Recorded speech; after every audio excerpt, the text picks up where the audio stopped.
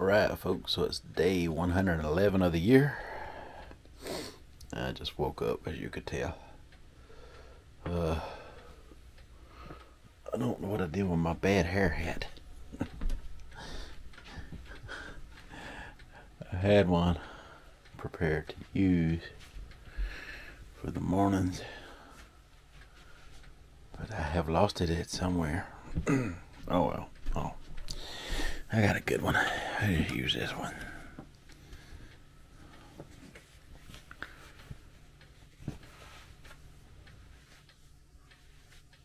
Well, there we go. Bad hair hat. Alright, so. Please step on the scale. Alright, let's see. Holding steady. Your weight is 278.2 pounds. Alright, so we holding steady.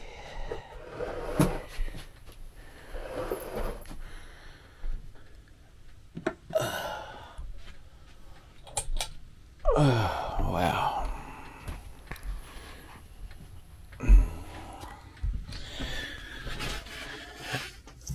Holding pretty steady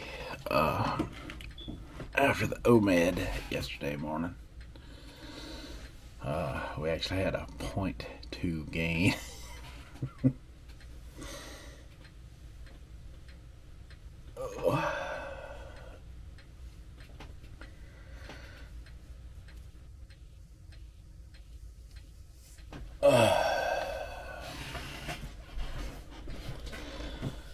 Whew. So at a 0.2 gain. Yesterday we were 278 even, and today we're 278.2. A 0.2 gain, which is like nothing at all. A couple of hours of fasting should put us that and under. We will see as the day goes along. I'm thinking about doing another alternate day fast today. It's Thursday. With the success of that one the other day, I feel like I want to further the experiment by implementing a proper alternate day fast by at least getting 2 days in a week with the alternate day fast. So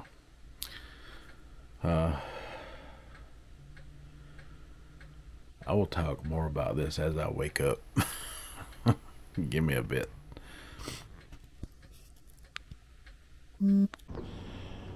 So this day was a little challenging. My mother wanted to ride with me, take my daughter to her school program today, so I let her ride with me, and she wanted to get something to eat. We are doing a birthday dinner for her this weekend. We're gonna be grilling burgers because, you know, steaks are just way too expensive. It's easier to feed everyone hamburgers and stuff these days when you got a large group. So we're gonna do that on the grill, and I did not eat. I took her by McDonald's. She got her some chicken nuggets. I felt bad, but I want to pull off this second alternate day fast. If she'd hit me up yesterday or tomorrow, would have been way better. She's got somewhere to go tomorrow, so that won't be it either.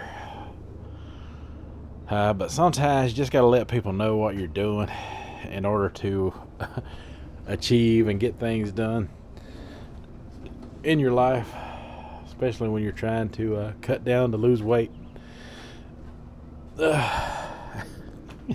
And she kept forgetting, you know, and offering to buy me some chicken nuggets, offered me some of the ones that she bought. Like, no, Mom, I'm not hungry, I'm good. Which is, you know, not actually all that truthful. Yes, I'm hungry. I already have been, let's see, as of right now, an entire 24 hours without food already. So we're trying to skip all of Thursday like we did on Tuesday again. I'm fascinated by the results I received the other day. I want to see if I can duplicate that one more time this week, and this will be the last day that I alternate fast this week. I know I won't get to over the weekend. The weekend's going to be too busy and too monotonous to try to pull off another ADF, but I will probably try to do it again next Tuesday and Thursday. I'll try to make those my two alternate day fast days. But I like the autophagy and the feeling of healing that's going on within myself while I do that. I definitely like the quicker boost in weight loss from that, knowing that all I gotta do is sacrifice one day every other day and just 2 days a week, you know. That's not that big of a sacrifice, really. I think a bigger sacrifice would be to be on some specific diet, trying to do an intermittent fast, you know, like a keto or something like that. Especially with the cost of things now, I just couldn't see myself being able to afford it right now. It's getting hard out here. It really is. And an alternate day fast has saved me even more money, because just for one person these days, you got to spend about $10 at the cheapest to even get something to eat anymore. I mean, sure, there's little deals at Burger King for their little tiny Big King burgers, you know, 2 for $5. That's quite satisfying, and you could definitely make a one, or, you know, I guess you could even make a 2 mat out of that. Just eat one cheeseburger for each meal, and your calories wouldn't suffer at all doing that. And you could probably lose a little weight, you know, doing it that way, but I'm saving that $5 even by throwing in a couple of alternate day fasts. Just think, if the entire country was to do an alternate day fast, how the restaurants, that would affect them. They wouldn't be able to make money for 2 entire days. The money lost in those 2 days would make them think about, you know, going down on a little of their prices, or start doing something for people in order to help them out in times like these. There's one restaurant in Lorne that will give you free tea with your meal. And that used to be a regular thing in the 70s and early 80s. A lot of restaurants would offer you free tea with the purchase of a meal. Now, I'm not sure about y'all, but tea, you know, you can make a lot of it for a little bit of money.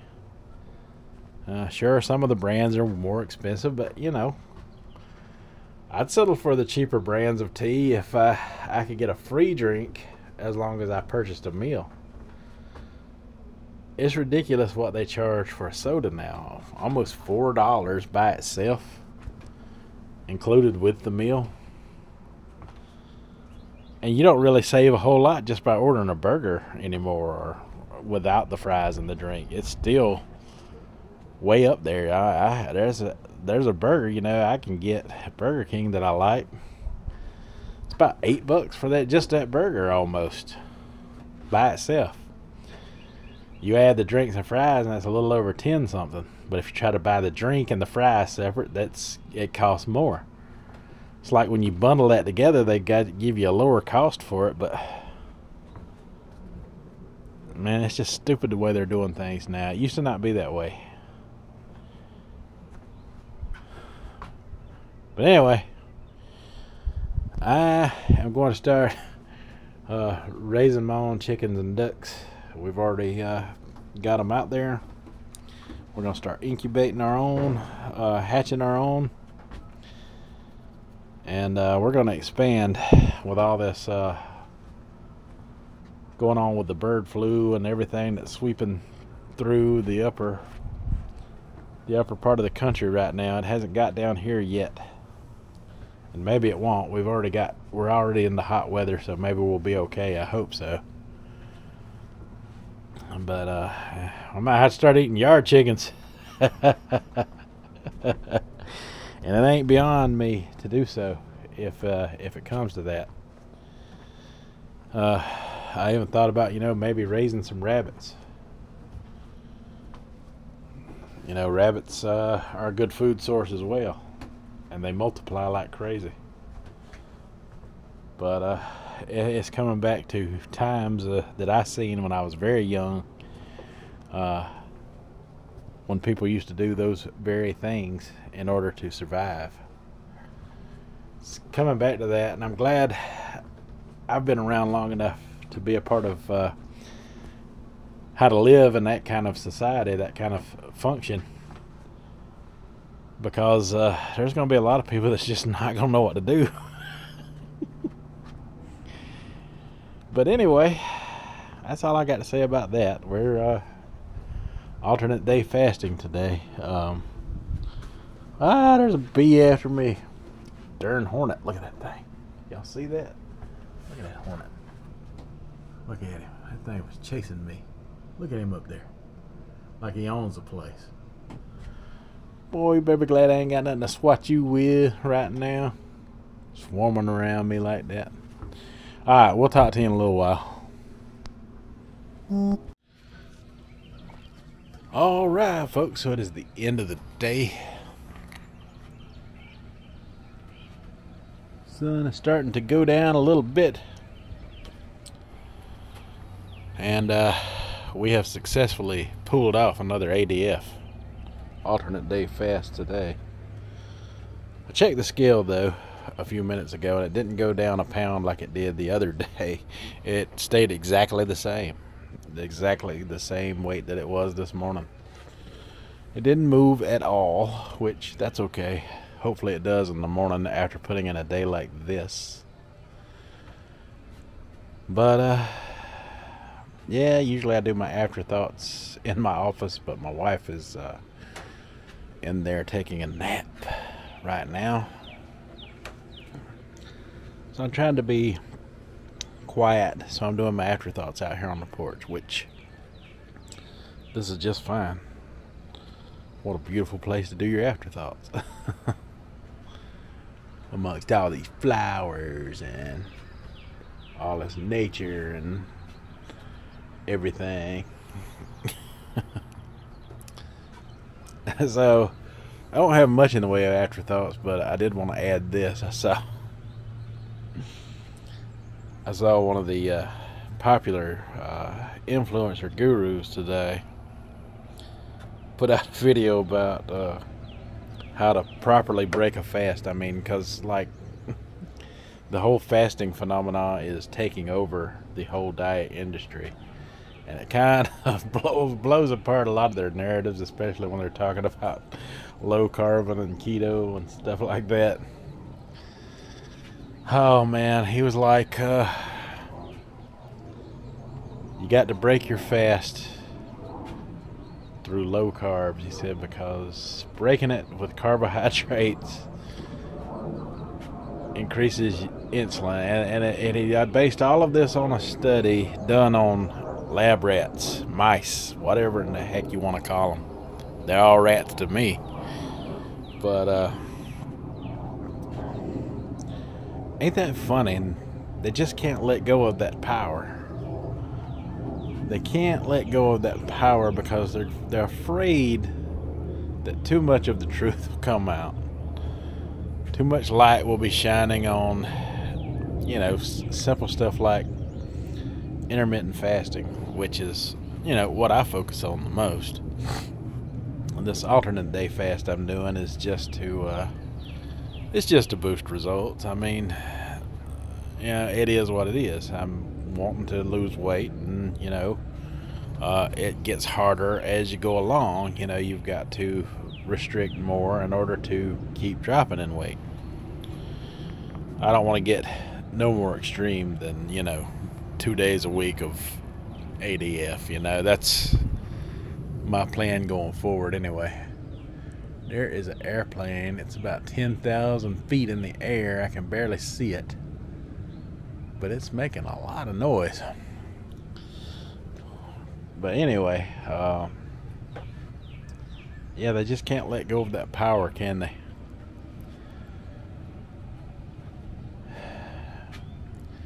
I mean, how are you gonna base how to break a fast for human beings on a study done on mice? I mean, as you go along, you just kind of hear it all. When I was growing up, we were allowed 2 to 3 meals a day. Back in the 70s and before, even those same experts will tell you that back in the 70s and beyond, people ate 3 meals a day. Some people only ate 2 meals a day. There was a lot of times I only ate 2 meals a day. You weren't allowed any snacks in between. I mean, snacks were there. They had snacks, but you got them as rewards for doing good deeds and stuff. You weren't just allowed to pig out and gorge everything in the house. Your parents and especially your grandparents back then spent their hard-earned money on this food, and then you was going to respect it, and you weren't going to have your way with a box of Little Debbie cakes. You might get one every couple days or so if you're lucky. And a lot of that was intermittent fasting without a name. You had your lunch and supper and breakfast. In the 70s, both parents worked.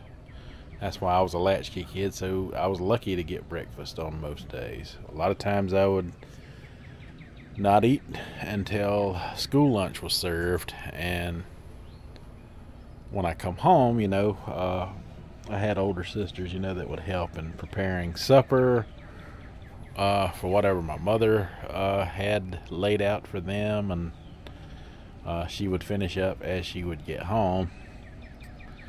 And a lot of times, if she worked over or something, they would fix the food, and we eat, around 5-6 o'clock in the evening, and then we didn't eat anymore.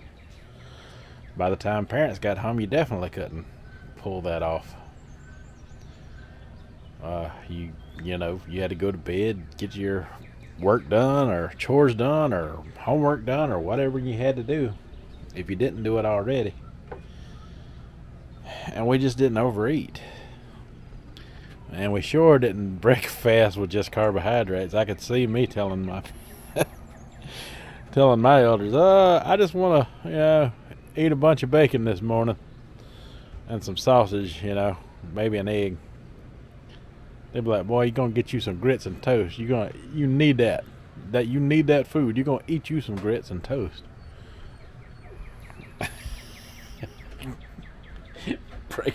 Breaking a fast with just carbohydrates. Man, I've heard it all now.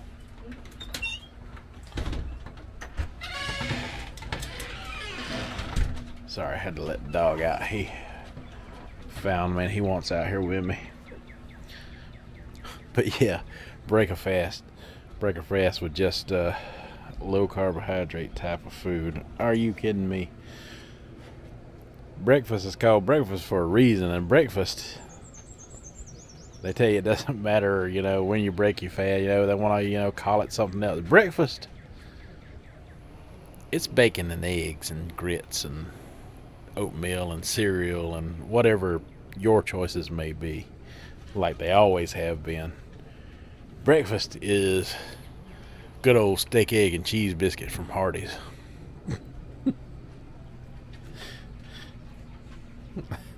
Not Not this carbohydrate-free nonsense they're pushing now. I've heard it all. If you haven't heard it yet, you heard it here first. Alright. That's all I got for today. Till tomorrow, you folks have a good one.